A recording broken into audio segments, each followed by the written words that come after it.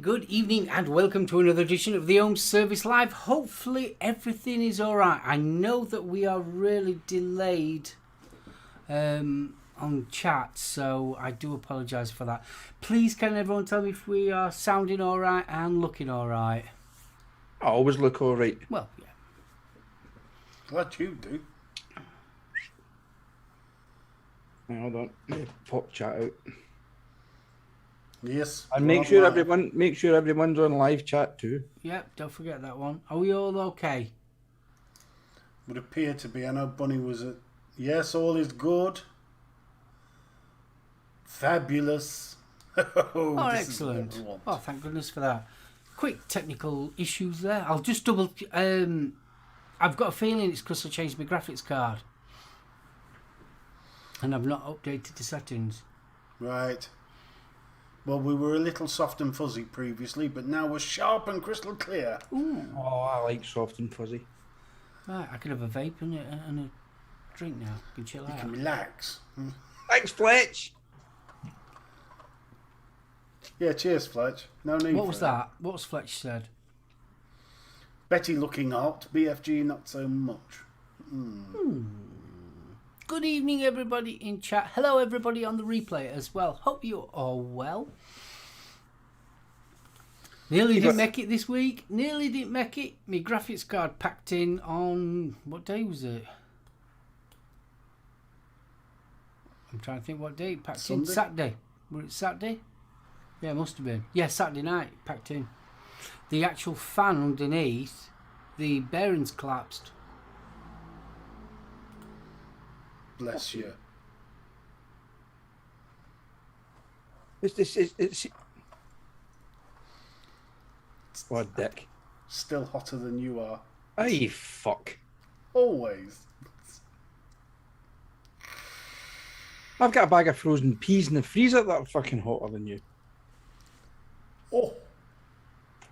Telling my mum. Ladies. My mum will come round and slap you good, Lukey. You'll be there for a while, you ugly bastard. Nah, I'm pissing your buckies. You fucking dare.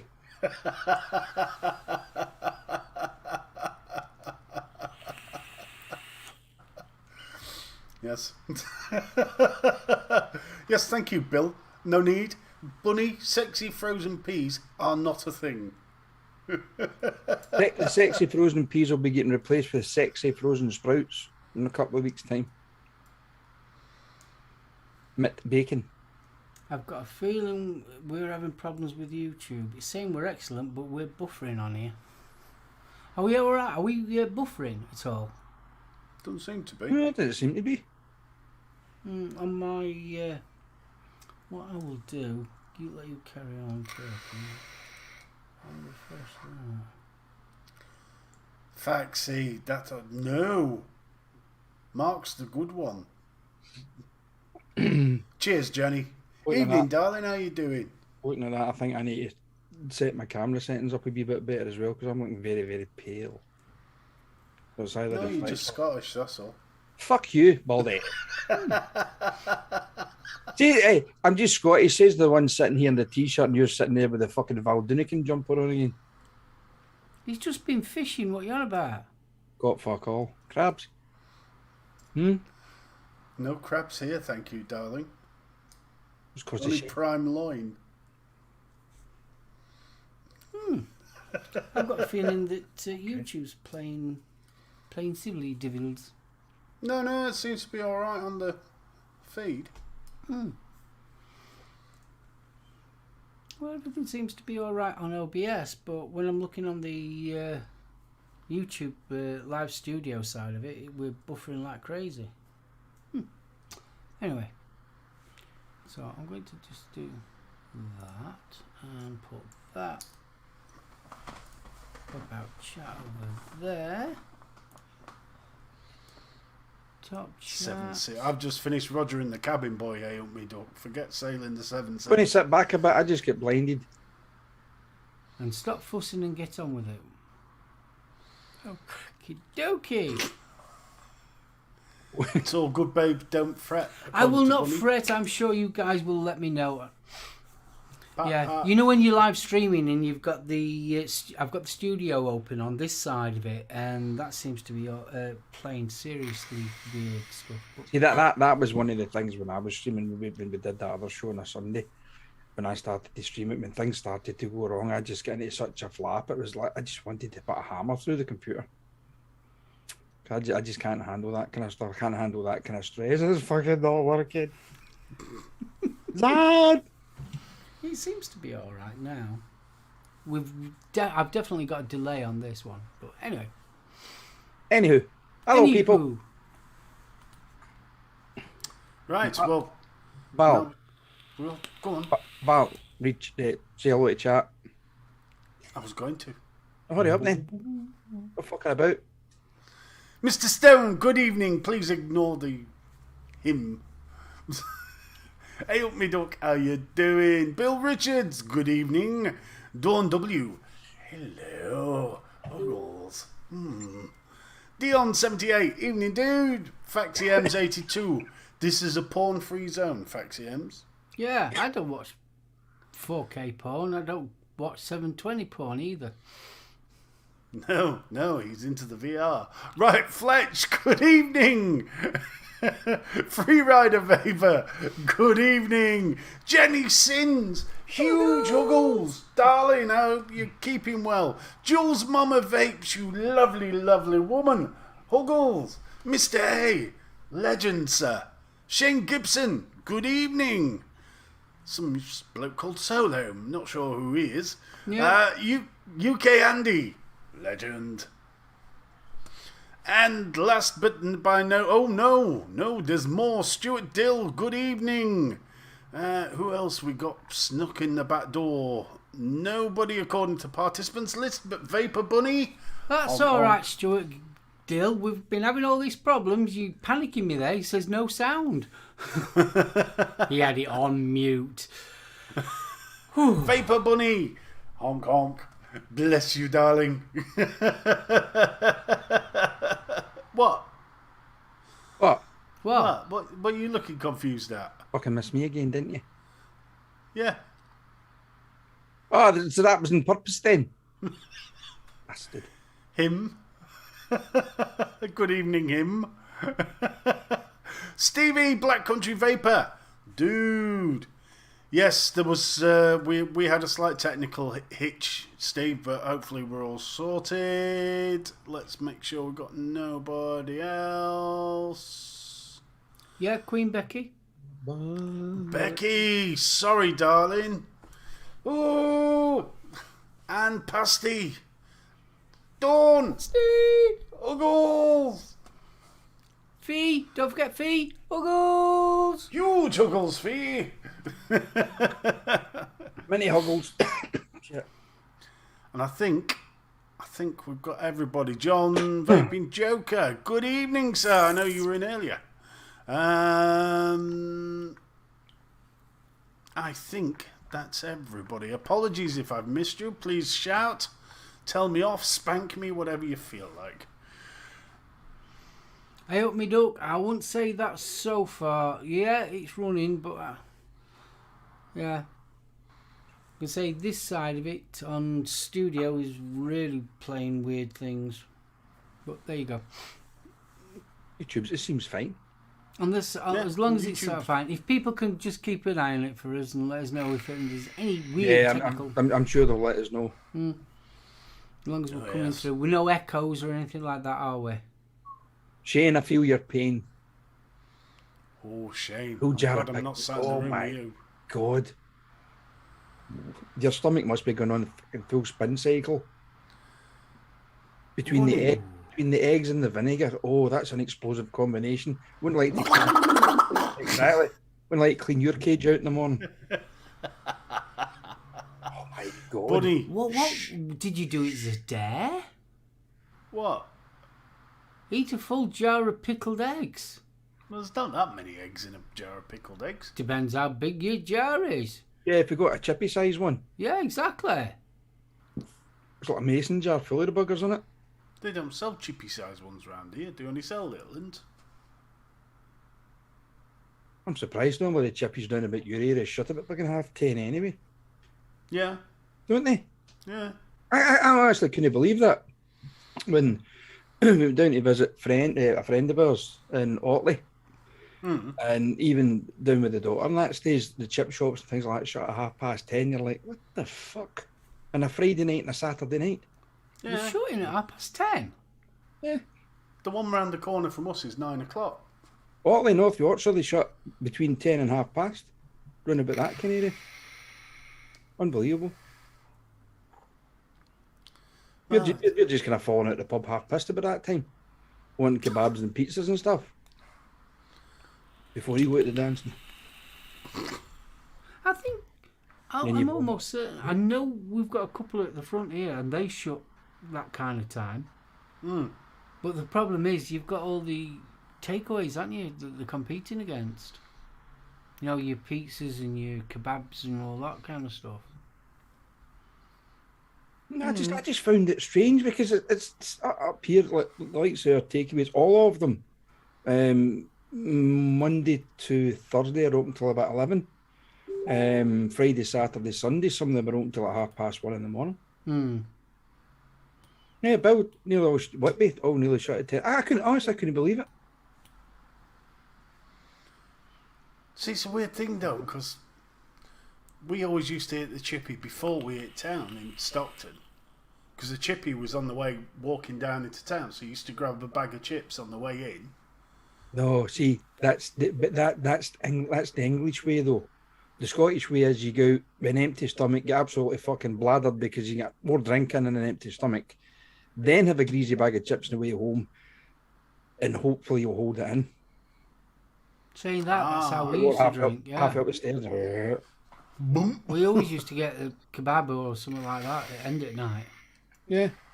Oh, we used to get a kebab at the end of the night as well, or a parmo, but on the way in, you'd grab a few chips. Is it just fish and chip shops that shut early? Well, obviously, you're just saying that still... No, because I know for definitely our Chinese takeaway and Indian takeaway is open late nights. Chinese is normally open till about 11. I think the kebab shop takes its last order online about 10:30. I mean, it was when we were coming back from the New Model Army gig. Remember you said by the time we get back to yours, about 11 o'clock, everything will be virtually shut. The only place that was open was the Chinese across the way. Yeah. It was too late for Chinese. To be honest with you, I haven't had a Chinese for a long time. Well, or that kind of late Chinese anyway. So I don't know exactly. Now we had a Thai bowl for our anniversary meal this weekend, so it was very nice. What? You look confused, Mark. What's No, I'm keeping an eye on what's going off here, mate. that? All right, no problem. That sounds very nice, Stephen. Oh, it was lovely. Snuggles and a You cheeky had a what bowl? Thai bowl. Well, It's they're the out name in of it. the Chinese. Yeah. My good lady had the chicken with orange sauce. What, they deliver it in bowls? Yeah. Toilet bowls. Yeah, it saves the middleman. You don't have to chew, yeah. You just chuck it straight in. There you go. Bypass the middleman. Sounds absolutely gorgeous. So I'm the same. I'm in Glasgow as well, and a lot of them are open till God knows how long. Jesus. See, I live, well, as you know, I only live in well, I wouldn't say small village anymore, but it was a village, so I can appreciate them shutting. But in sort of like towns and cities, I would assume that... Yeah, I mean, the majority of them are open till at 4 a.m. because the nightclubs and that. See, we ain't got a nightclub anymore. They come out about 3. We have not got a nightclub anymore. Real Doghouse is closed. Real Tappers and Shunters Club shut down.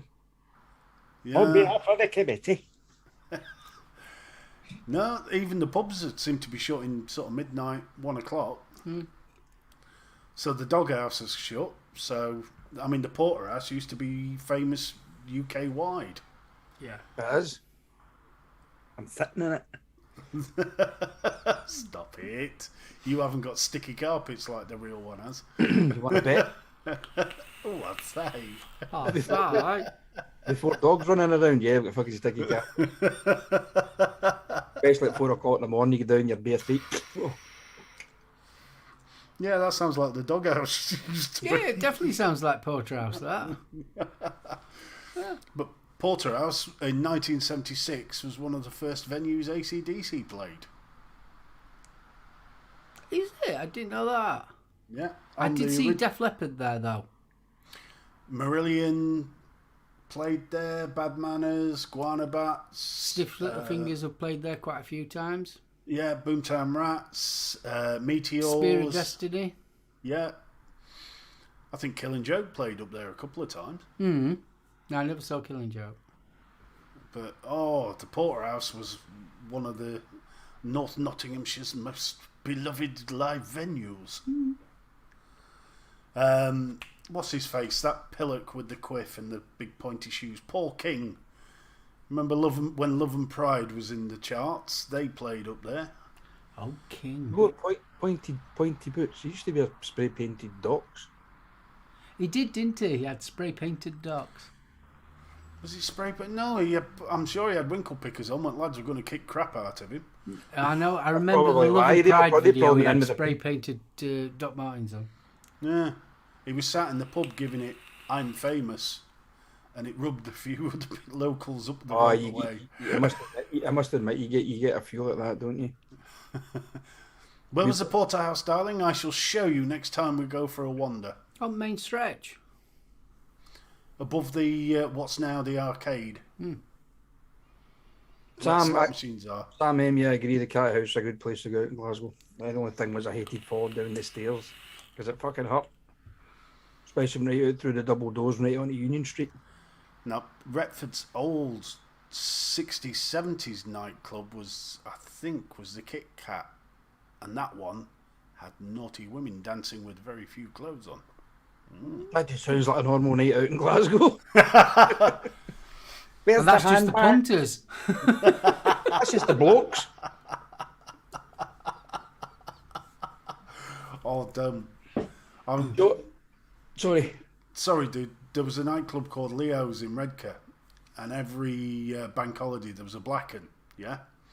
But Leo's claim to fame was they had strippers on the bank holiday Monday, but they catered for both sexes. So you had male strippers, followed by female strippers, Whoa, followed by male... whoa. Wait a minute. Both sexes? Yes. Okay. Whoa, I'm old. No. There's two genders. I was just asking a question. I know. I appreciate whatever anybody wants to identify as, but biologically there are two genders. So, there was male strippers and female strippers. Hey, What? what? Man, carry on. So, 1 minute you'd be sat there lusting, and then if you turned around and chatted to your mates and then happened to turn back, there was a very good chance you got a set of love spuds in your face. It made for an interesting evening by the stage. But anyway, enough of that. You were saying, sorry. just don't put your pint down, because then you're not. Yeah, exactly. You might get more of a tip than you realise. Your beer turns into a bollock bath. Oh, taste the koozie. Is I it want one Fletcher's of those. birthday? Happy birthday, Fletch. Yeah, happy birthday, dude. Fletch. Tell you that, he's got a fucking power He's cut. either that or he lives up Scotland and he's got a power cut. Got to blow me candles Huh? out. Mind saying that, I know Dawn's probably got her candles lit. So, Why is it Dawn's birthday?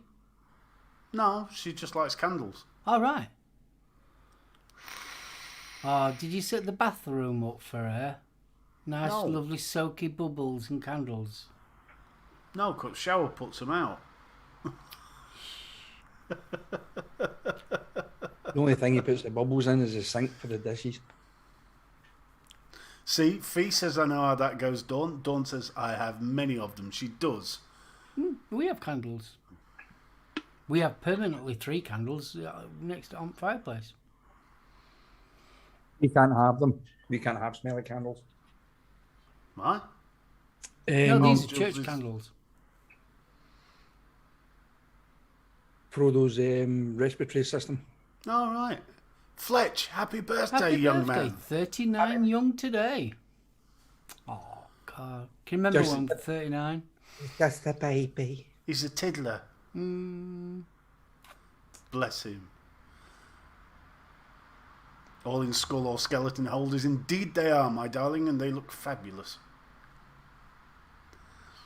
the candles are nice as well. Fork handles. 4 And- candles.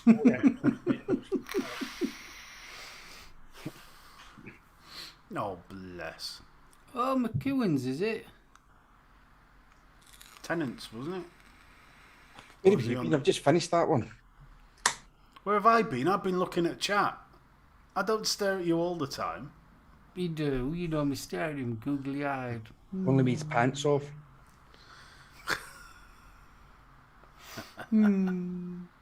So we have got actually a little bit of a topic tonight. At 8 o'clock I'll put the topic on. Got quite an interesting news article from New Zealand, haven't we? Fucking unbelievable from New Zealand. It is. It's quite cool. So we'll 8 o'clock I'll be putting that on. So Interesting. Snoop Dogg won't play Nottingham again. He was performing crap and got a bottle of piss bounced off the side of his head. yeah. Was that Rock City, perchance? Snoop Dogg. Oh, bless. The bus home was worse. I'm intrigued. What have I missed? Dawn, you had to catch a bus to go to the nightclub, and it took her 40 minutes. Oh, right, sod that. We always used to try and find somebody that was friendly with the taxi drivers to try and save us some cash. See, the thing is, though, when we was coming back from the nightclub, buses weren't running. It was taxi or walk. There used to be a bus from Retford Market Square. It'd take you into Donny and then it'd come back about 1 o'clock in the morning. Then everybody staggered up to Porterhouse pissed. 1 o'clock in the morning, I was still at nightclub at 1 o'clock in the morning. So were I. That's why we tried to find somebody tasty to come with us who'd be friendly with the taxi driver and save us some cash. Yeah, it's not the first time I've come out of a nightclub, couldn't get a taxi or the bus home, ended up walking it. By the time I got home, it was a case of the dancing gear off and the working gear on and straight back out to go to work. Oh, yes. It's scary when you go out for a drink, you go around town and that, then you got nightclub, and when you come out the nightclub, it's daylight. That still freaks me out. It's worse up here, you know. In the summertime, obviously we get slightly longer days than you guys down south, and it's even weirder when you're getting into the nightclub and it's still that kind of dusky twilight, and you come out and it's even brighter, and you're like, what the fuck? It's worse so when you come out at nightclub and you've sobered up a bit and you look across and you suddenly you see all these zombie survivors staggering out the nightclub, mascara down face, sweating their cobs off. Again, that's just the blokes. Oh, hell yeah. Oh, blooming heck, poor bunny. We used to have a late night bus here, but the drivers were forever getting attacked or robbed, so TransLink stopped it. Got to get a taxi now. Jesus. Well, my cousin used to do taxis in Sheffield. The amount of time somebody pulled a screwdriver on him, nicked his what little cash he had in the car, it was ridiculous.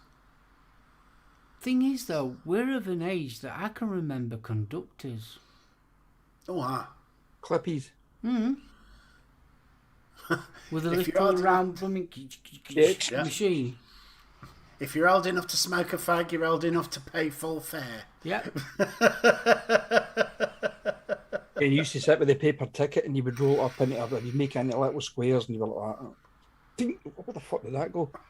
And the next minute the inspector would come on, the bit tickets please, and you're like, oh, fuck. You're on the floor trying to read. Maybe that time at night it was still the double decker buses with the wooden floors with the slats in it. And you'd always get some dirty bastard up the back that pissed, so your ticket was literally fucking floating down in the stream of urine to the front of the bus. Yeah, Oh, is this with your fish supper keeping your nuts warm on the way home? Well, I'll tell you something. It's not the first time I've woke up in the morning with a kebab still in a biker jacket. What the fuck's that smell? Oh. Oh, Dawn's mum was an usherette. Oh, an usherette. God, can you remember them? Yeah. Halfway through, went interval with ice creams. Well, it's the reason why you get more sunlight up here because this is fucking God's country, you fucking heathen. I think you'll find that's Yorkshire, young Is it? man. Fuck. Yeah, do you remember them cartons of Kiora you used to get in Usherette's tray? Yeah, and you fucking try to get the straw in the bastard. Ryan, hey up, Alan. Fist bump up your Alan! And was it Westler's hot dog bloody advert that used to come on? We used to get the double bill or the double feature. Oh, don't. And They Usherette would- always used to have double features.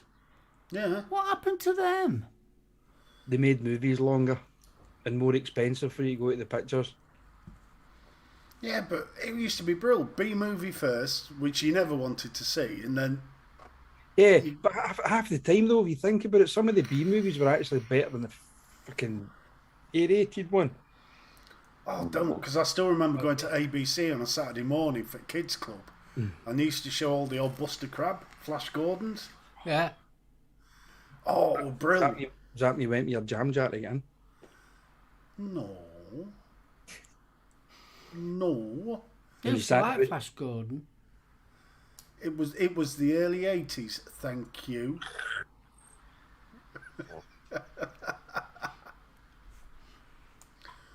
Oh, God almighty. Yeah, with the sparkler hanging out the back of it. Ming. Ming was a proper Ming back then. Not one of this Max von Sydow crap. He was bald and evil and proper goatee, and yes, it was fabulous. What? I still wish they'd put Buck Rogers on though. Butt Rogers. Yeah, you remember Was that the Pornhub version? Butt Rogers. No. Is that? I thought. What's up, Buck? Erin Gray in that jumpsuit. Oh, what were her name? Wilma. Yeah. Colonel Wilma Deering. Yes. Yes, Fletch, it's 8 o'clock. Right, are we going to put this news article on? Yeah, Yes, go on. please do, darling. All right, I'll just mute you guys.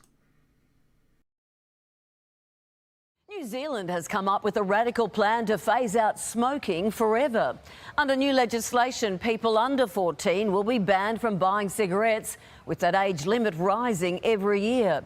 It means anyone born since 2009 will never legally be able to buy tobacco. 10 years ago this month, it was Australia leading the world in anti-smoking policy. We have taken on big tobacco and we have won. Plain packaging covered in gruesome warnings survived tobacco industry legal challenges to be copied across the world. Now the Kiwis have gone a step further. They're going to be essentially making the sale of tobacco products illegal for anyone born post-2009. So if you're 14 years old on the day the laws are adopted, you'll never legally be able to buy tobacco products. Jacinda Ardern, have you ever used cannabis? Yes, I did, a long time ago. Despite those admissions, tobacco prohibition over time is a long-held dream for the Kiwi leader. We know that half of those who take up smoking die from its effects. The new rules won't apply until 2025 to give retailers time to adjust. This is an important milestone in the history of tobacco control. It's a bold plan. Controversially, though, the ban will not extend to vaping, seen by public health experts as an entry point to nicotine for teenagers. Smoking, once so visible, has largely disappeared from Australian life. 30 years ago, a quarter of all Australians smoked every day. That number has dropped down to less than 1 in 10. But New Zealand is the first country with a plan to reduce it to zero. Dr. Becky Freeman recently returned from studying New Zealand's public health models. If we wanted to push forward and be a smoke-free nation, I think we could do it here as well. Labor says it has no such plans. The government says it will continue to look at evidence-based measures. Hugh Riminton for 10 News First.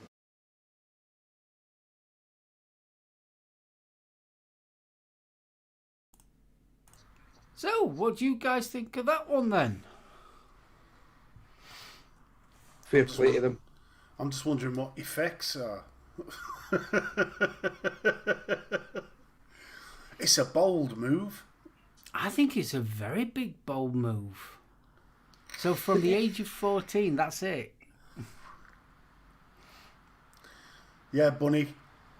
While we were muted, I made exactly the same comment. Vaping has never been a gateway to smoking. No, it never has. But then again, it's they're clutching at straws again regarding that. But yeah, no, I think that New Zealand Prime Minister, she does not give a monkeys. If she says she's going to do something, she does it. And fair play to her. If she can pull that one off, then which other countries in the world are going to follow suit? And how many riots are going to happen? 10-year-olds taken to the streets. See, the thing is, though, I mean, for argument's sake, you are 14 now, which is fair enough. So you're not allowed to buy cigarettes. So by the time you get to about 20, is somebody actually going to stop you in the street and say, how old are you? You understand where I'm coming from? It's sort of like... Fee well said. Pretty sure we were all smoking illegally when we were young. Yeah, of course I was, definitely. Blooming heck, I was 13. Yeah, I was roughly about the same, 12, 13, I think. Yeah. That's what we said, Bill, as well. 10-year-olds with a cutthroat razor to the teddy bear's Well, throat. yeah, I mean, let's face it, New Zealand isn't as populated as we are, is it? No, and it's got a very different view on sort of outdoor sports and the general health kick. But it's interesting. I mean, I would have serious concerns about how it would be policed in the UK. If, God forbid, they ever decided to do that, I mean... You see, the thing is, though, if you go back, if you look at what happens at New Zealand, it normally ends up coming over this side. Because, like you were saying just earlier about the plain packaging and that lot, they started it before us. I think it was when it started working in Australia that it became popular. It became a viable option in Europe and that. It will be interesting. It will be interesting. I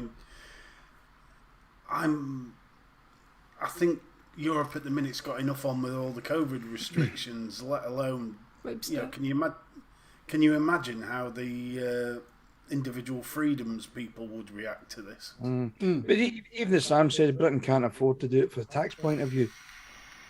Yeah, but they'll end up taxing us on something else. Probably. They're trying to, the Scottish government are trying to make Scotland a smoke-free zone by, is it 2030, 2035, something like that? Whole of the UK. The whole UK's that. But if they did the drastic side of things like New Zealand is doing, there would be rioting in the streets in Glasgow, Scotland as a whole, with cigarette smokers. And I'm not just talking about the teenage ones, because they would just still steal them off their parents anyway. But you would still get your hardened smoker. The hardened smokers that we know as vapors, these are the people that you will never get switching to vaping anyway. But you would get them up in arms, literally up in arms. See, also the other side of it is that you can see that where they're going with this one, with the vaping as well. So will they class at 14 you can't vape either? I don't think, from what she said in that report, vaping was not included within this. It's going to be interesting, that one.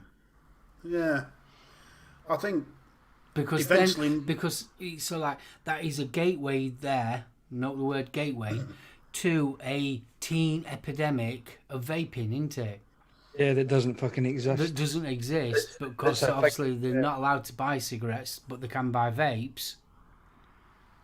Yeah. It's a little storm in a teacup waiting to happen, isn't it, that one? I mean, it's a setup.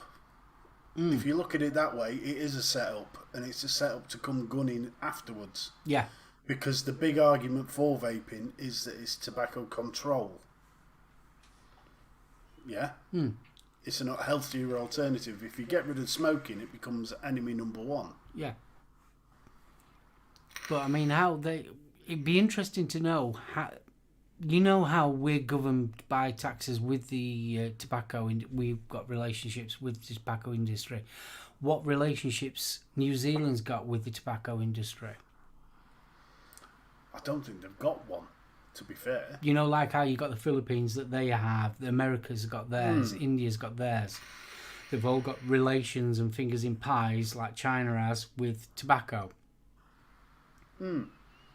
If they haven't got relationships with the tobacco,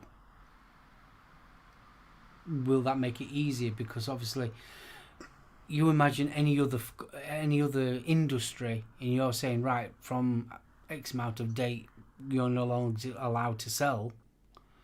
They're going to go gunning for you, aren't they? As a company.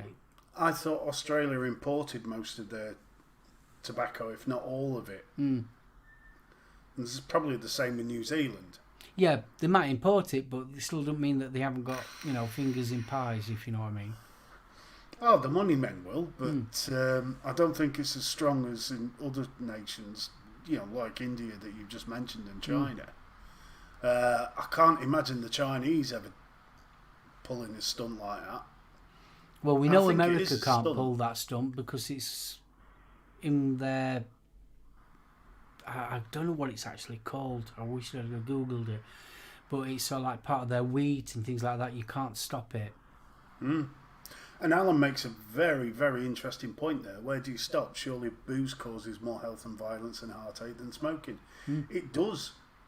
But can you imagine the uproar if they tried to ban alcohol in England? And the Americans, with prohibition, they showed it just does not work. So, basically, New Zealand's making it a prohibition then, isn't it? Yeah. Yeah, but Australia heading that way as well. Australia have been heading that way for a long time. Yeah, because I'm on Planet of the Vapes just now. It's an article from today actually. Unintended consequences in Oz. The land of Oz is a magical country populated by some influential individuals without brain, heart, or fortitude of spirit. Consequently, Australia has enacted the most regressive approach to vaping out of any which otherwise ought to be following Britain's lead. And the hurdles it's placed in the path of smokers hoping to switch is now paying dividends by not reducing rates but increasing problems. Criminalising vapers and vendors for trading products, the UK broadly accepts as a harm reduction alternative to smoking was always going to end one way, the charging of someone with possession of vapes, and that's what's happening. So that they're putting it underground, and as you say, we know from history what happens when they do that. That's when the black market and the toxic cases kick in. And somebody ends up dying. Yeah. And then you'll end up with cigarettes that you really don't know what's in them. And the same with vapes. This is where you end up with the so-called valley cases in America with oh Christ, did you read something else in the news today? Was it today? Thursday. I think it was Tuesday. They're now supposedly putting another drug into vaping devices in America. Oh yeah. Fentanyl. Fentanyl. Something like that. This was rumoured, but whether there's any truth in it, I don't know. It was something, I can't remember where I read it now. But they were saying that the valley was basically kicking off again in America, and they were dredging that old bloody chestnut again. But then they mentioned that there was another illicit drugs being basically put into e-liquid. For the teenage vaping epidemic shit again. But there's always going to be a problem with the name. Right. Fentanyl is a powerful opioid used as pain medication, with other anaesthetics, other medications for anaesthesia. Sometimes mixed with heroin, coke, and methamphetamine, and his potentially deadly overdose effects can be neutralised by naxalone. So if they're putting fentanyl in, oh, here it's here. Round it. But coming from a country that's got a massive opioid crisis, I can believe it. This was something to do with the where am I? Shit, where is it? I've lost it. The Cochrane Group, who have basically lost their funding, so which could negatively impact in the quality of research produced in the UK on vaping and such. And it was something on that I read. Where is it? Let me find it. Yeah, fentanyl. Yeah. Fentanyl-laced vapes. Fentanyl contamination of e-liquids is the latest fear being propagated in the United States. Fentanyl, as you said, Steve, a synthetic prescription opioid similar to heroin and morphine is sometimes used for recreational purposes, but carrying the dramatic warning that it is 50 to 100 times more potent than morphine. The problem is with fentanyl, because it's synthetic, it's also very difficult to find. The thing is, again, I mean, there's where am I?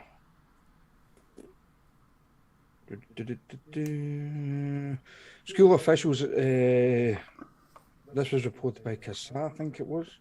School officials were exposed to carfentanil because of a student's vape pen, but it was later deemed that it was not present in the e-liquid. Now, this is just, is this true that this is happening, or is it just another one of these bloody scare tactics by the minority in America who want to basically ban vaping completely?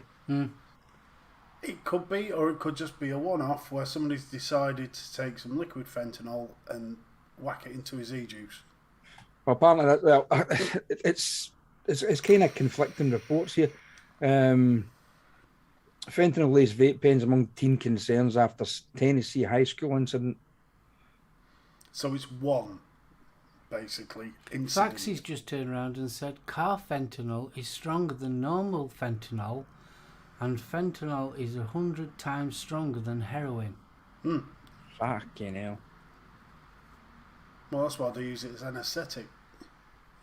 But you've got people out there that are taking pills designed to provide pain relief for horses. Yeah. Oh, yeah. Yeah, so come on, guys. And again, this is coming out of a country with a massive opioid crisis. But they hit vaping as an easy target. Oh, yeah. Bunny's asking a question about vaping in Australia. I don't think it's illegal to vape in Australia. It's just that the nicotine side of things, like you already said, you need to have that on prescription, but you can vape. And if you haven't got the prescription and you found with nicotine, then you can get into trouble. Individuals and businesses are prohibited by a law to advertise a product that refers to or contains nicotine unless they have a legal permission to do so.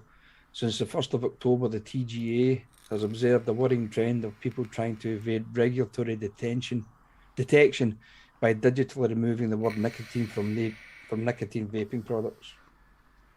This is in Australia. Well, they've got them then, because it's... But no, it's not a crime to actually vape. It's just a crime to have the actual nicotine if you haven't got a prescription. Yeah, so far. Yeah. It'll come. It will come. This is just this is actually going back to something I think we spoke about last week regarding the black market and the disposable vape pens and vape bars that were discovered in certain shops in certain parts of the country, and this is now hitting Australia. An unnamed man in southwestern New South Wales was arrested following a search of a petrol station where officers found they've actually got a number 1,230 banned nicotine-containing e-cigarettes with an estimated street value of just under £30,000. Language so redolent of that commonly used for hard drugs. Huh? What? Hmm?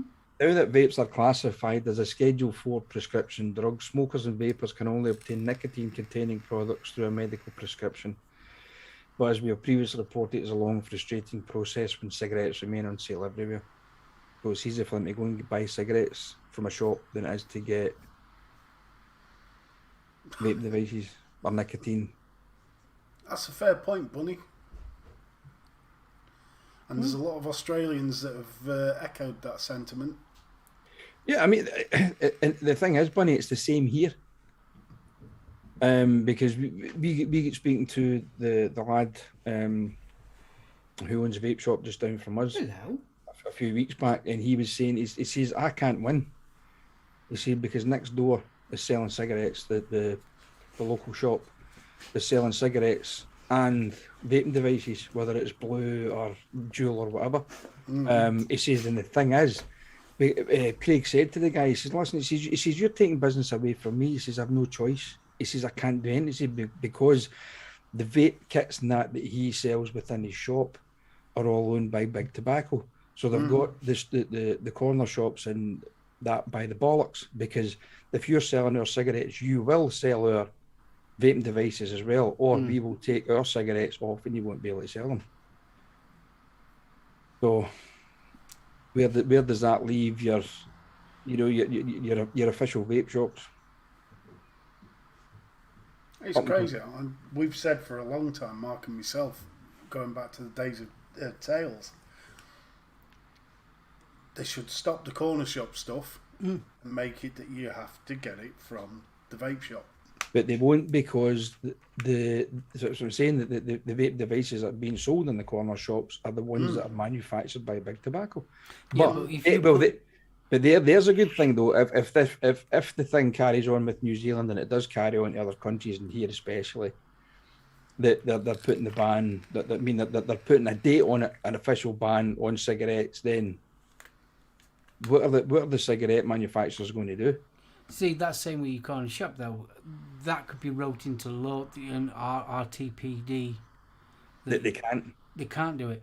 See, I've always, especially in America, one of the biggest problems I've always said that they should always be, if you want a vape, you go to a vape shop. Not a 7-Eleven or a gas station or somewhere like that. No, you can only get it from a vape shop. Where you and every vape shop should be registered like a an off license. You know, they have to have a license to sell alcohol. I think every vape shop should have a license. And I also think that you know how you have in restaurants, you have a grading? I think they ought to have that as well in a vape shop. But being able to be see, this is another thing that really annoyed me about COVID. As a vape shop, they all had to shut. Off license, you could get what you wanted. An off license could stay open, and obviously your supermarkets could stay open, so they could sell the vape stuff. But a vape shop couldn't open. Yeah. Which we're slightly biased on, but yeah, but it's not. No. Even if I wasn't a vapor, I would still class vaping as like having alcohol. Oh yeah. So if you can go and have alcohol, why can't you go and get a vape? No, I agree. And then you get some person saying, "Oh well, you can get it from supermarket." Well, if you can buy both of them products from a supermarket, why can't you buy it from the actual shop that sells it? Like you can with booze. They even sell pod kits and juice in my local Iceland, and they never ask They do. for ID. Iceland have got. They sell CE4s and your iGo pens and things like that. Well, B&M does. Yeah. And to some extent, if there was a teen epidemic, that's where the root is. Oh yeah, of course it is. Especially if you go to a pound shop. I mean, you can go to a blooming pound shop and buy pound e-liquid. And that's relevant as well, Mr. A. You know, if vapes aren't on the shelf next to the cigs, a lot less smokers will be inspired to try vaping. They would. But on the flip side of that, if you could only get the vape stuff from the vape shop, I would hope that you would also get the knowledge and the support to use that vape device rather than give us your cash, there you go. Because that's all you'll ever get from a supermarket. I mean, we're on that sort of crux point with vaping because there's more, figures-wise, we're getting there with the number of vapors compared to smokers, yeah? I'm not saying we're there, but it's getting there. It's a high percentage now vape. Now's the time that we should be looking at the quality of the support you give to the newer vapor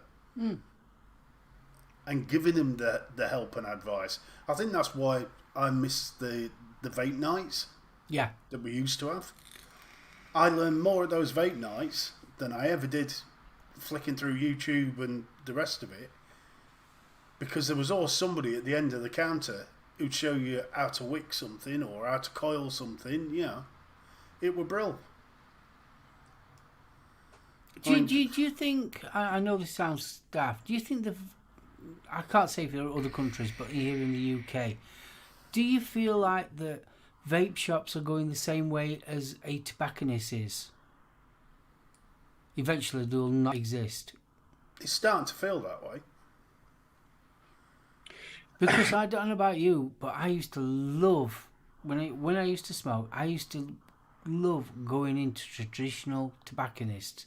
There used to be 3 that I used to go to. One was in Nottingham, one was in Doncaster, and one was in Wakefield. And there were and one in Whitby as well.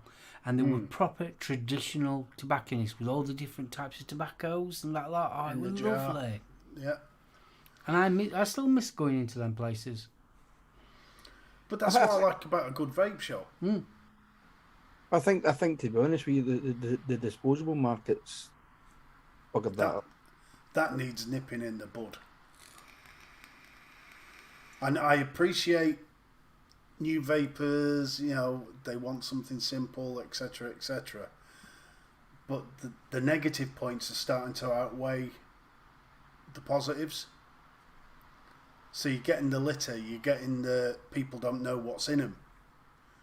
You're getting if the black market's jumped on it, you got a problem there as well. Yeah, but you've also got to remember, how can you put it? Even when you were a smoker, there was 2 types of smokers. There was ones that was quite happy to get it off a Ronnie in the club. And didn't care where they came from and quite happily smoked them. And then you had people that went to the actual proper tobacconist and got a proper tobacco, if you know what I mean. See, I only went on to Snide when I couldn't afford the good stuff. So, I can see why, but I do think these disposables are turning into a bloody albatross around the neck. I think they're a good idea. In principle, they're a good idea.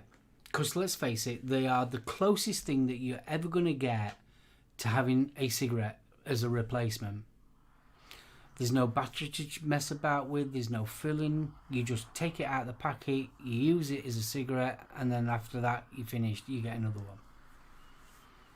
Yeah, and I fully agree with it. But and that's why they will always be there, and that's why they'll be so popular. But I would say personally that the disposable market's like the electric car. In principle, it's a cracking idea. When you try and put it into practice, oh boy.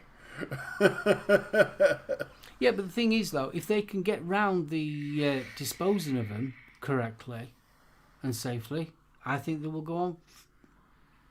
It is the future, you can see it. Yeah, but it's like Dawn's just said, George had a problem with his, I think it was a bar. Just started auto-firing. There's no button on them. That thing starts auto-firing. You sling. It ended up in middle of garden, waiting for it to go bang. And that's a quality control problem, isn't it? Yeah. See, there's no in these disposables, from what I can see, there is no safety device whatsoever. Oh, none whatsoever.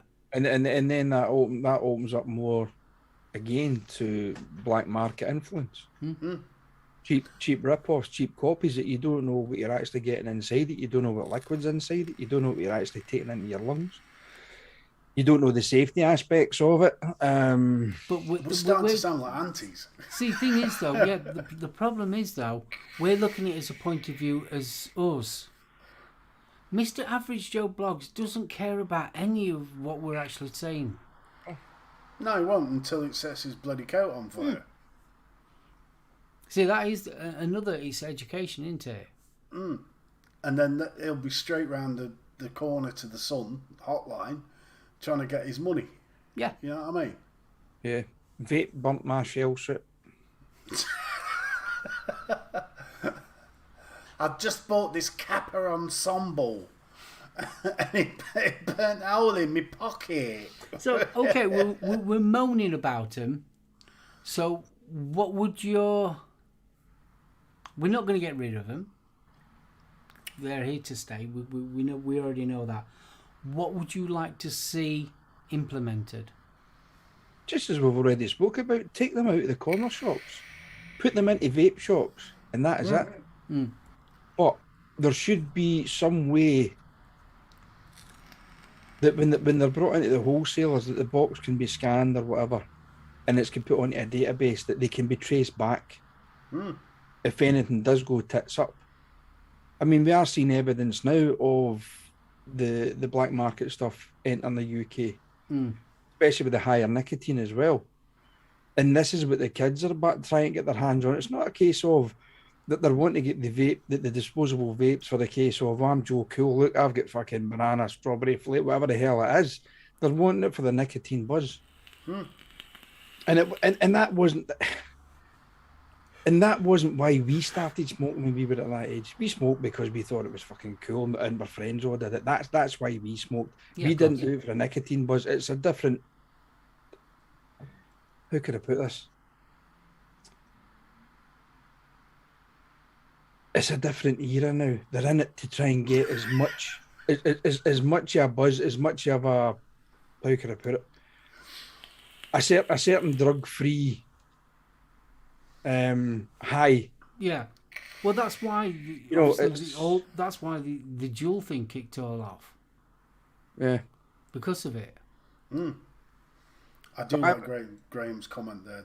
Put nanobot tracking in them. Nanobots always scare people. I mean, that's the thing. That'd be great. I mean, you could put that in the package, couldn't you? The first 10 puffs of this will introduce nanobots into your system so as we can trace you, you prick, when you throw it over somebody's hedge. I mean, Apes just hit it on the head. Just like the helium canisters you see littered around the street. You see them all over. That is a posh version of sniffing butane lighter fuel. I mean, we did it. Well, I can always put my hand in my heart and say, I never buzzed glue, I never buzzed gas, I never did anything like that. I smoked. That was my vice when I was a teenager. I smoked. I had occasional drink as well, I suppose. I remember when we were at school, there was a big thing about blooming glue sniffing. A real big thing, especially around here. I don't know what we were like your end, Steve. Bits and pieces. There weren't a huge amount of glue abuse. There was a lot of glue abuse around here. Hell of a lot. Especially at the time when Grange Hill brought Just Say No out. Yeah. Well, if you can't have the smack. With Zamo. With Zamo. I mean, that always made me chuckle. I mean, blooming it, we were talking 80s. I mean, how any kid could afford heroin in 80s, I'll never know. Well, I mean, it was poppers. Poppers was the amyl nitrate. That was more for gay clubs, though, that. Without sounding, no offence. He's trying to tell us something. Yeah. That's why he's... No, I mean, when back in, 87, 88, that was very... The gay culture was poppers. Especially in Sheffield. Early 80s, the amyl nitrate you could get from what I guess you'd call head shops now. And you could have a legal little buzz because you didn't take it for the. You took it for the head rush because it gave you an incredible rush. Alan, I agree. He's just shot himself. Yeah, in the I think fucking... he has. He's let something out of the bag there. No, he hasn't. Thank you very much. Yeah, I mean, it was the same up here. I don't know so much about the proper side of thing because I'm going to be honest with you. I was kind of naive, and I suppose I still am to a certain extent. Past it, me too. About certain things, and I never, as I say, I never tried close sniffing. I never tried buzzing gas. I mean, it used to be on the bus, the school bus going home from school, and even sometimes going to school in the morning. You get the so-called hard kids would sit up the back of the bus. Now you could hear it was shh, and it was a stuff called shoe con. It was shoe polish and an aerosol, and it was there in the inside of the school blazer, and they're all sitting up the back of the bus like that. And I didn't see the fascination for it. I didn't get it. But round here it was butane. You remember you used to buy the cans of lighter fuel? Yeah. The gas? Yeah. Yeah, you just pop it in your gob, press it up and bump. I mean, there was a few youngsters died up here by doing that shit. Because they were doing it with cans of deodorant as well. What, like Lynx? Yeah. Aye. It used to be the propellant gas. It was the CFC stuff, wasn't it? They took the CFCs out of it. It was a propellant in the gas. You used to be able to get a buzz off canned whipped cream. Because somebody worked out that when you first press the nozzle, you got a little jet of the gas. You look it up on the internet. Sorry, I'd be too more interested in the cream, I'm afraid. Yeah, I'd be like straight up. Yeah, and you reckon I just let something out of the bag, son? That hand gesture. And I hope someone screenshotted that. Was me pressing the thing, going. Yes. Right to the tonsils.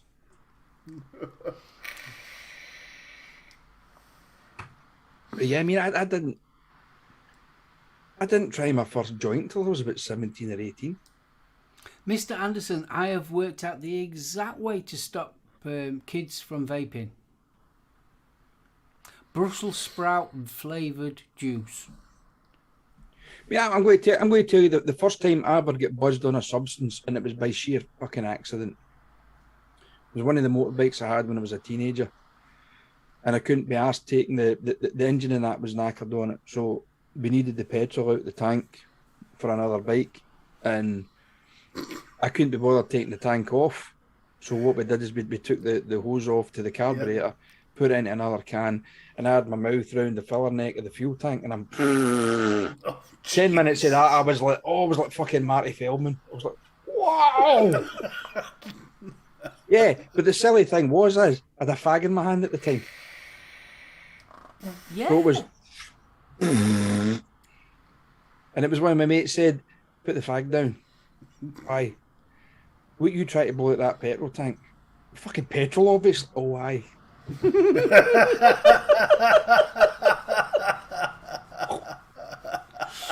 And it's like, you know, that was the first time I ever got buzzed on anything, but it was by pure accident, and I didn't like the sensation. No. I didn't like it. I was like, oh, this just ain't right.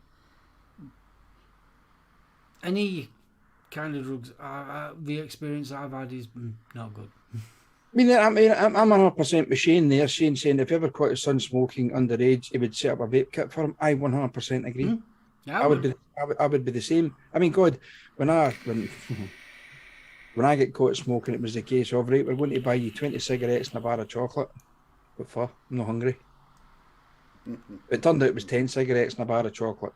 So I smoked the 10 fags and ate the chocolate on the way out to play. Someone was like, that's supposed to make him sick. No. 60 fags and a bar of chocolate would have done it. And a bottle of vodka to wash it down, man. Yeah. That sounds like a cracking night. Yeah, I mean,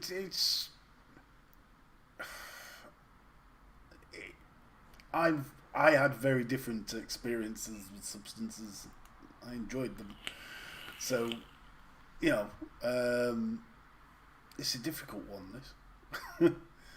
I've lost a couple of mates through drugs. And it's scary when you look back at the things that people did to get a buzz. So I can understand the teen thing about nicotine, you know, because they think it's safe. And it is safer than doing half the shit we've just been talking about. Oh, yeah, totally. You know, but, I mean, Christ, we had lead paint and asbestos. So yeah, that was just in his prams. Yeah, we're still here. We're hard.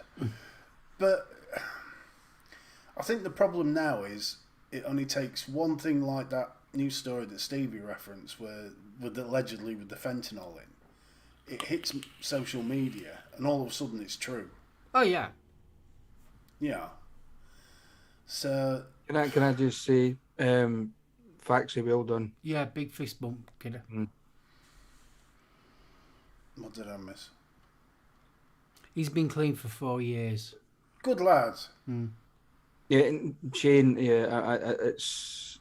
I mean, I officially gave up smoking when I was 21, 22. But I had a penchant. Is that how they say it? Is that a penchant? Is that what they say? Or is that a fucking penchant that the Mexicans? I don't know. Anyway, at lights of Christmas party nights and things like that, depending how pissed I got, always smoked a cigar. Don't ask me why, but it was just something I always did. And when you took that first initial inhale of a cigar, I must have went all colours. So I mean, I can sympathise. You know, you're having your cigarette and you feel as if you wanted to vomit a lung up. It's not nice because I mean, I know we will vape. I don't have nicotine in any of my juices. I have done the occasional review when Jules and I were reviewing. We were vaping, you know, disposables and stuff with 20 milligram nicotine in it, and she would just hand it to me, and I would sit there buzzed out my box like that. And it's that feeling, and I don't fucking like it. No, I don't like that feeling. I mean, obviously, I do have nicotine in, but when believe it or not, I don't like getting drunk. I won't say merry. I don't mind being a bit merry, but I don't like getting drunk. And I think that's where the difference between people's experiences on substances comes, because there are people that like to lose control and want to lose control, and there are people that don't. And you tend to find the ones that don't tend to have a problem with drugs. Good song to have your first cigar to, Graham. Great album to have your first cigar to. The song's playing in my head right now. Oh yeah. Yeah, I mean, I used to. I don't know why it was, but always at Christmas time, and it was always towards the end of the night. I used to always get a cigar. Me and one of the guys I used to work with used to just sit and just puff away in a cigar, and as I say, I would go through every colour in the bloody rainbow till I kind of settled down.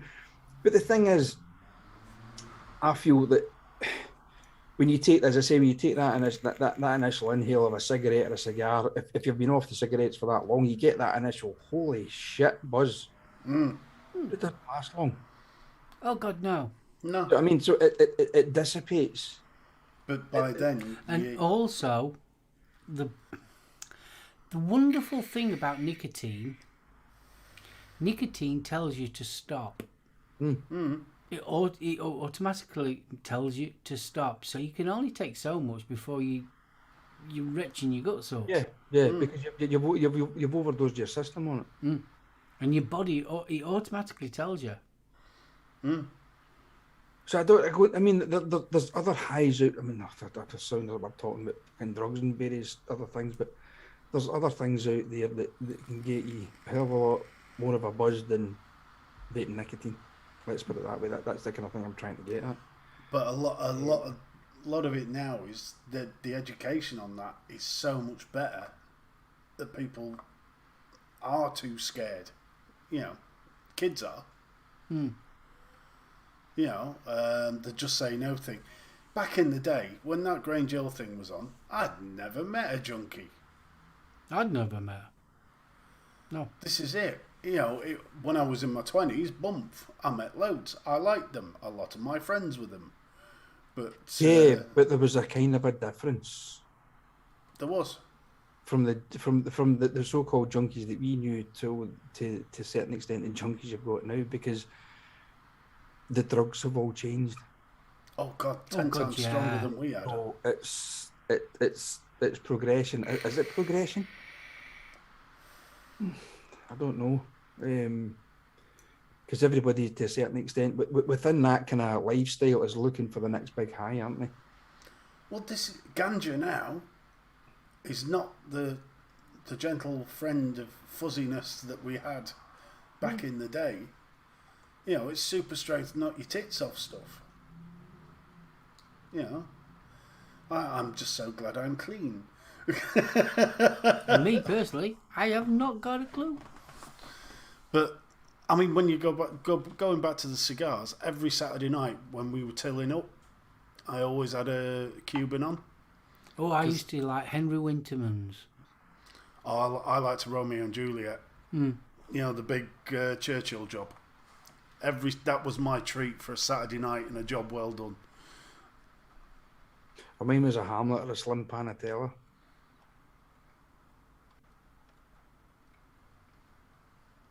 Yes, I mean, even that's a thing. It's the likes of weed that you buy the bars or whatever it was. You buy a quart or whatever the hell it was. You don't know what the hell's in it. That's interesting from Faxi. The drugs are 10 times weaker than what they was back in the day, and cut with loads of. So they need twice as much. So that's why the crime rate is twice as bad. And that to some extent is true, but I would say in certain places, because that is why you get so many cons getting hooked inside jail.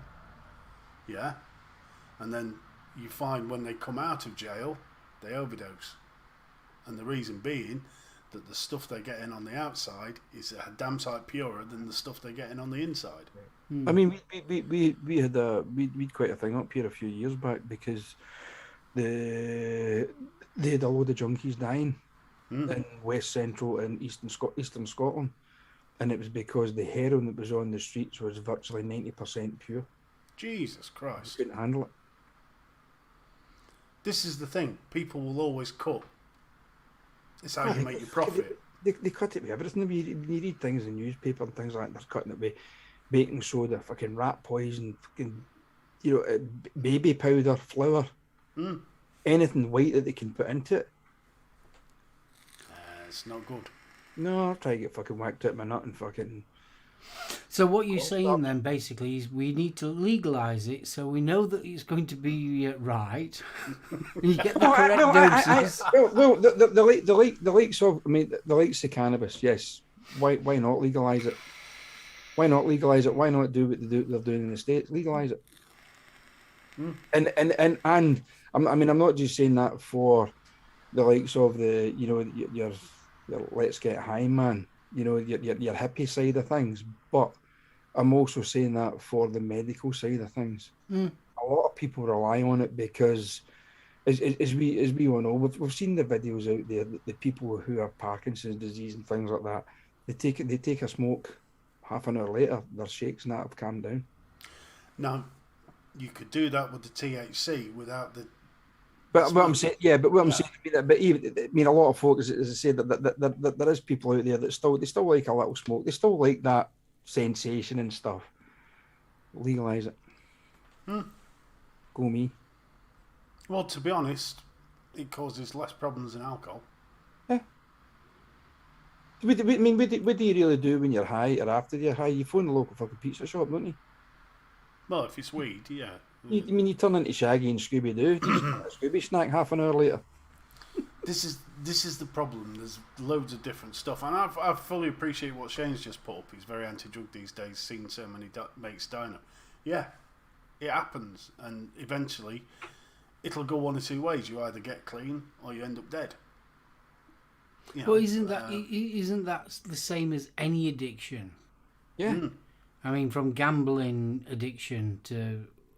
No, you're always going to get that certain people. See, that's one of the things. I mean, and I'm going to probably be a wee bit controversial here.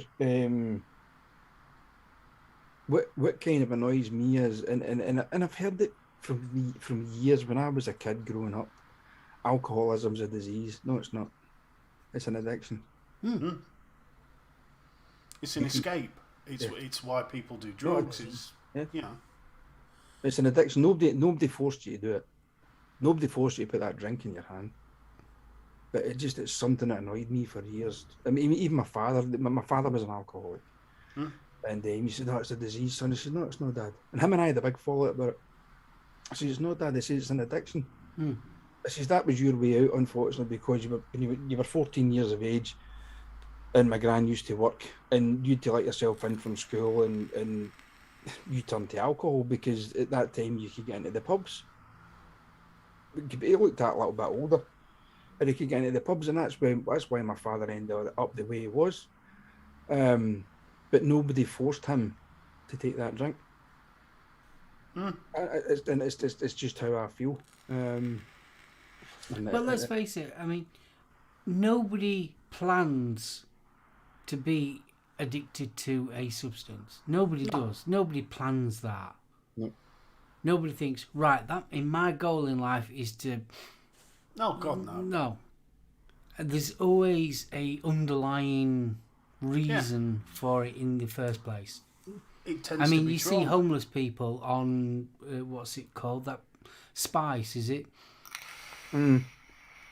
There's a reason why they're taking that. It's because of the situation that they're in, because they're living in the cold and everything, and they need something to keep them warm and safe and to escape the situation they're in. And people sort of bypass that bit and just go straight to you're a druggie. But there's a lot more to it, hell of a lot more to it. Yeah. And everybody's got a individual story and a reason behind it all. Some of it can be self-destructive tendencies. Yeah. Oh yeah, totally. You know, there's a million and one reasons, and until you fix that initial fault, you're never going to get rid of the problem. And there will be the next big thing.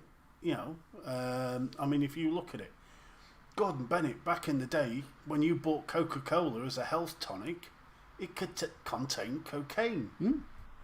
It's why your granny was able to walk 20 miles to school. There's a lot in my little fan.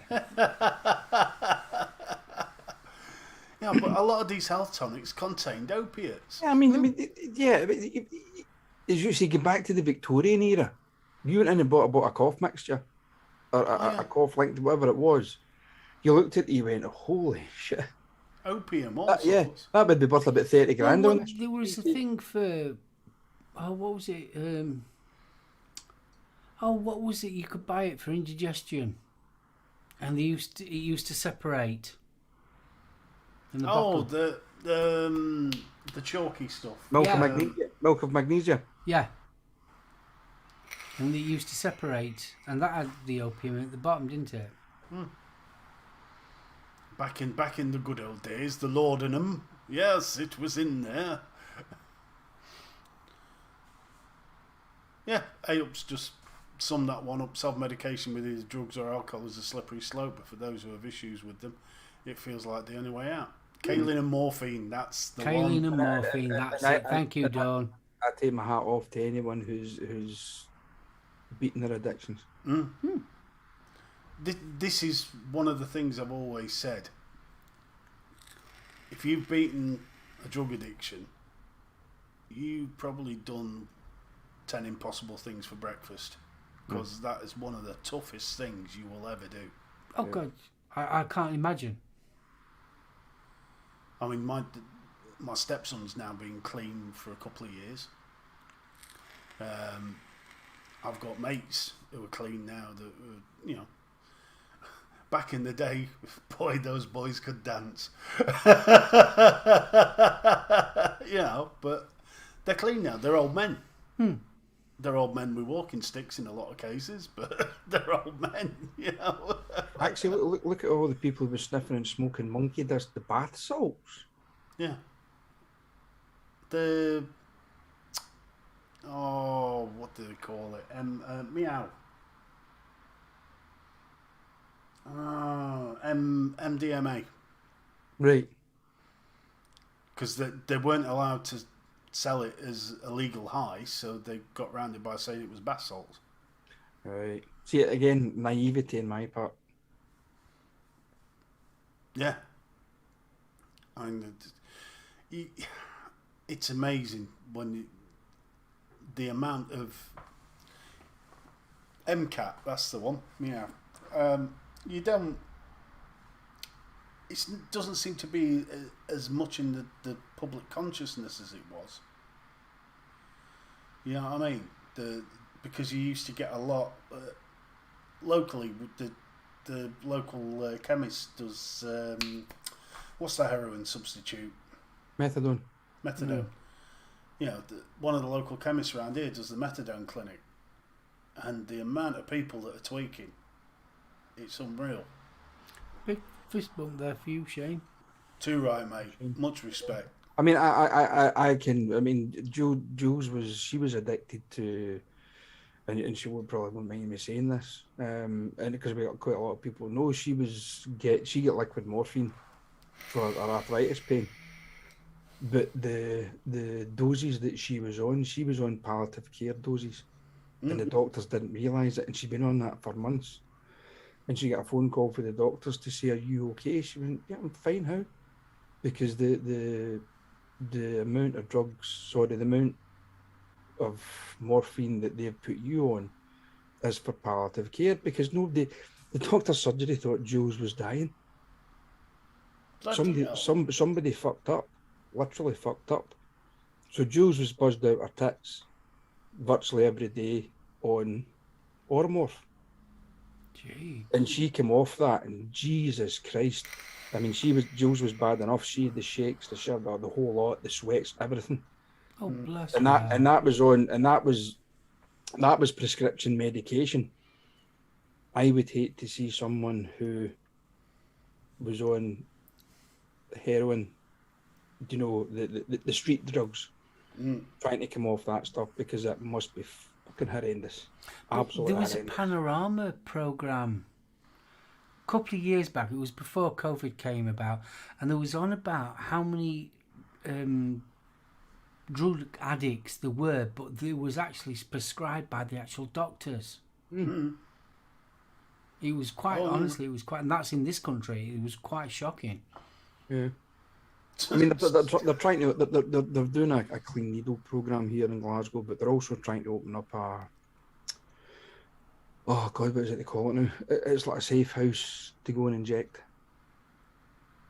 They're trying to open one or two in Glasgow at the moment, and I think it's the council's kind of putting the kibosh on it to a certain extent. I think there's been petitions going about that saying, we don't want this in our street, we don't want this in our area, whatever. Well, what would you rather have, as far as I'm concerned, what would you rather have? A place where junkies can go and shoot up in safety in a clean environment, where the needles and that are being disposed of properly, or would you prefer a junkie to be sitting around, you know, a back close at a tenement flat or whatever, getting high, and then just disposing of that needle at their arse, and your kid finding it and going, look what I've found, stabbing their friends with it. Do you know what I mean? I know what I would rather have. This is it. And while they're there, and while they're getting the clean needles, you've got an opportunity to talk to them, to, you know, offer them a bit of support, to see what the problems are. You know, it's a double-edged thing. It's unbelievable. I mean, it's facts. It's easy. I mean, it's not just the drug side of thing. You know, it's also, it's everything that follows on after that. Yeah. HIV, hepatitis, and various other things, bloodborne diseases, with needle sharing and stuff. I do firmly believe that it's having safe houses like that are safe havens within city centres where heroin addicts can go. They feel safe. They're in, as I say, they're in a clean environment. That they're being looked after by medical staff. And if anything does go tits up, God forbid that they've got the wrong fucking stuff or whatever, and anything does go tits up and they end up ODing, they've got help there on hand. Exactly. And the thing is, if you conquered the drug problem, you would probably halve street crime. Yeah. Yeah. Majority of burglaries are to fund drug habits. Burglaries and muggings. Yeah. So you can see part of the old git in me. You can see why people say, "Oh, I don't want this where I live," but your argument is just as carrying. You know, do it in a controlled environment where it's safe for everybody. But people don't see it like that, though, do they? It's something that's dirty that needs to be brushed under the carpet, and we don't want to see it. Yeah, and look what that's done for the it doesn't help. paedophiles. Yeah, you know, the domestic abuse. Same thing, brushed under the carpet. People don't talk about it. Now people are starting to talk about it. People are realising how big the problem is. Yeah. You know. There's the Scottish Government. It's safer drug consumption facilities. And there's a load of papers on it. There's one here just been published on the 21st of October this year. There's a load of information there, and it's something that I think that needs to be done. Interesting one from Sam M there. From my point of view, I don't agree with them. But from my job point, yes, as I am a cleaner for a temp housing and social housing cleaner, and see them day in and day out everywhere. Yeah. Fair point, Sam. And, you know, I mean, I had a pub in Sutton Ashfield, yeah? The first job I had to do on the day I moved in was to get rid of 4 bucket loads of syringes that had just been chucked over the back wall. Yeah, I mean, it was my sister's ex-partner was on tenterhooks for a few weeks. He was a bin man for Glasgow Council, and they were throwing rubbish bags into the back of the lorry, and, you got a stick injury. Through his glove. That is terrifying. I mean, you know, I've worked in Nicks, and when you get one of the lads who ends up with a stick injury with a needle, and you're waiting for those results to come back to see whether you've actually got anything, it's hell. Not only for the officer, but for his family as well. But, I mean, Bunny's arthritis. She lives with daily pain, very rarely takes anything for it because she's seen too many people suffer, and that's where the problem is. Yeah. Yeah. Oh, it does boil my piss when you come across needles just chucked. Yeah. But anyway, it's past the 9. It is past the 9. We went into some very dark places tonight for some reason. Yeah, we did, but it was a good discussion, and it wasn't chat. Big love to all of you out there. Yeah, you've opened up to us, you know, and told us always your struggles, and you have came through it at the end of the day. And big love to all of you who have done it. I have utmost respect for each and every one of you who has been and fought that fight. And along me, you keep that fight up. And for some people, it is an ongoing fight, and it's a daily thing. Yeah, I mean, that's the thing. Folk can say, "Oh, you know, I've been off drinking drugs, whatever it is, for so many years." You're all right. You can have one. No, you can't. No. Once you're an addict, you're always an addict. It takes that one just to revert everything back to square one again. As I say, a big love to you all. 100%. 100%. Well, guys, take it steady. And I am honestly touched by the amount of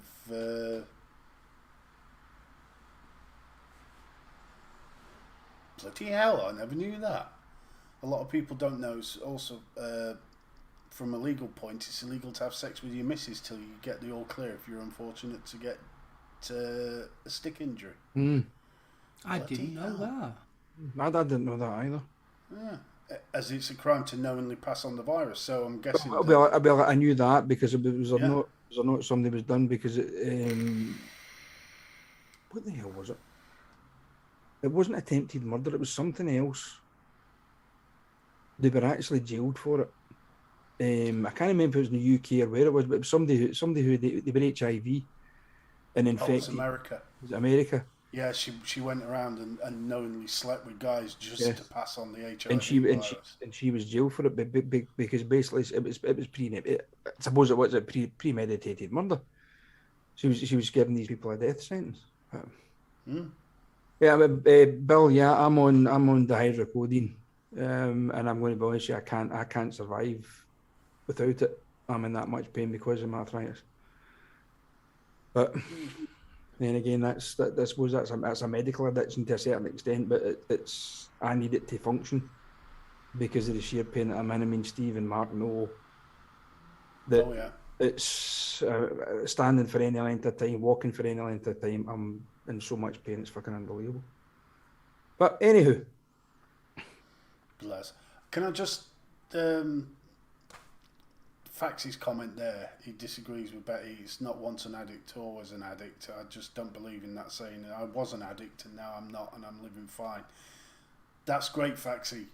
I mean, with alcohol and to some extent other drugs, you know, different people, different horses, different courses, mate. I'm really chuffed that you can say that. There's a lot of people, and some of them are friends, aren't in that boat and aren't that lucky, you know, and it is a daily struggle. But I think how can you put this? I think listening to everybody in chat and listening to you guys, it just proves how you can't put people in boxes. No. Because we are all different. We are the same, but we are all different. We react, we cope, we have different coping mechanisms, we have different lifestyles, we have different upbringings, and one box does not fit all. And that is the key point when we've got people that are making policies and making rules for us, that they need to start thinking about these things, that we are not all the same.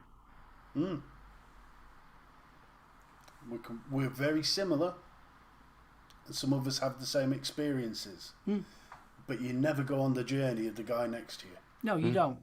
You will never walk in my shoes. Thank God for that, you've got little feet. Right, darlings. Well, Stevie? guys, wow, what a show. That took a turn that I didn't expect. As I say, big love to all you guys out there in chat who have fought that battle and come out winning at the end of the day. But actually, yeah, it's as well as I suppose it's you disagree with me. I mean, I appreciate that. But I've spoken to some addicts and they always say, you know, I'm still an addict. And it just takes that one to not come back to square one again. But anywho, listen, big love to all of you out there.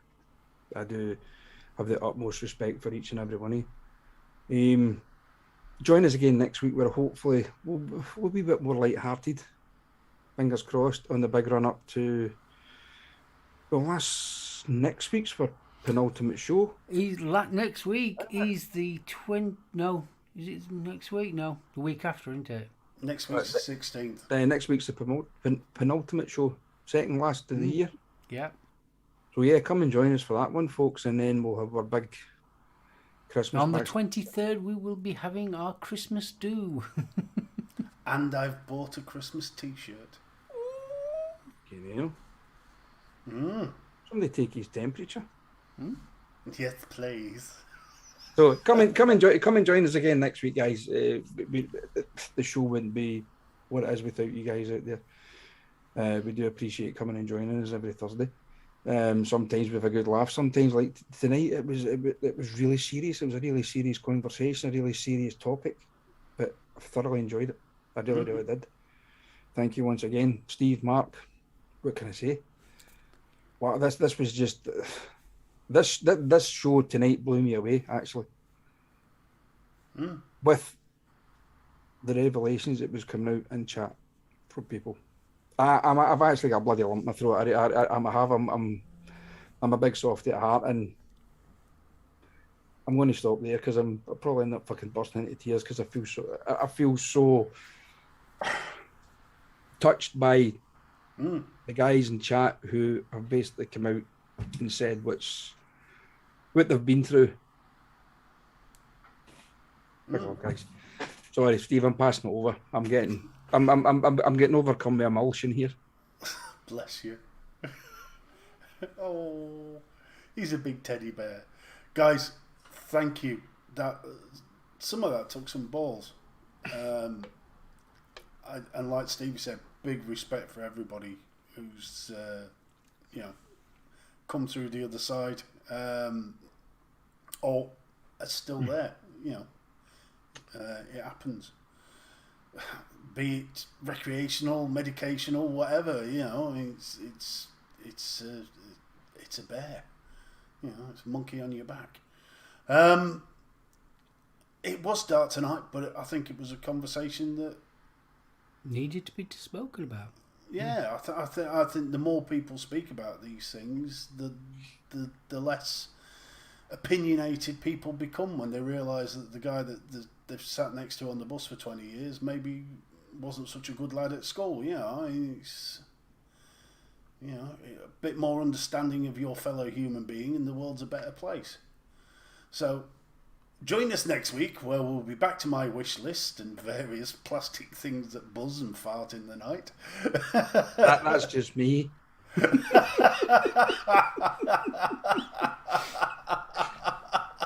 And I'm going to hand this one over to the gaffer. But honest, chat, thank you. Guys, love you both. Gaffer, you're on. It's me.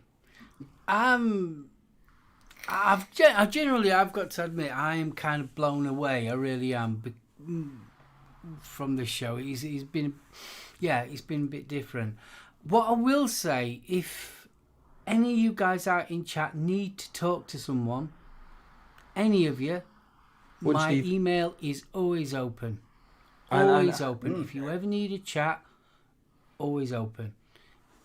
That's what I'm going to say. It's Betty, Steve, thank you for a really, how can you put it, heartfelt conversation of a subject matter that most people tried to skim over. We actually delved into it.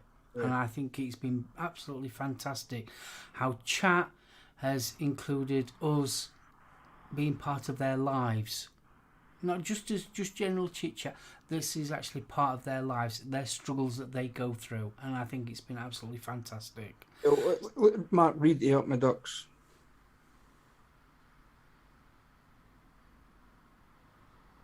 This is true. Yeah, you don't get these types of conversations with smokers clubs. Big love to you all. That's all I'm going to say, is a big love to you all. And like I did say, and I genuinely, hand on heart mean it, if you ever need to talk and you need to talk to someone, my email is always open. Always open. And if we've got any sex addicts out there and they feel they have to send dirty pictures, my email's always open as well. And the thing is, you've got a free platform on here on a Thursday. 100%. If you want to talk about it, and doesn't matter what you're talking about, if you feel you want to get something off your chest within chat, because at the end of the day, although I have never met the vast majority of you face to face, we're one big family in here. And I was nearly in tears, and that just goes to show you I care for all you guys out there, and we're here for you as much as you're here for us. Oh, totally. So if ever you need us and you need something in chat and you need to get something off your chest there and then, please feel free, stick it in, and we can talk about it. Get it off your chest. That's what we're here for. We're all big one happy family. So, God, I hope not. Fuck you. You met my family. Yeah, the monsters. No need.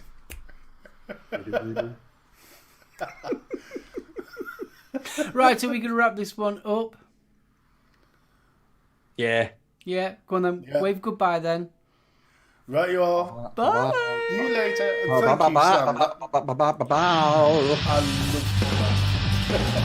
Cheers, Sam. Really love that. Once we get the bacon out of Who knows where the show will go? Thanks again, guys. Big love to each and every one of you.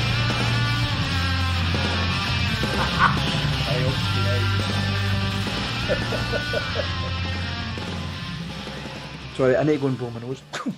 God.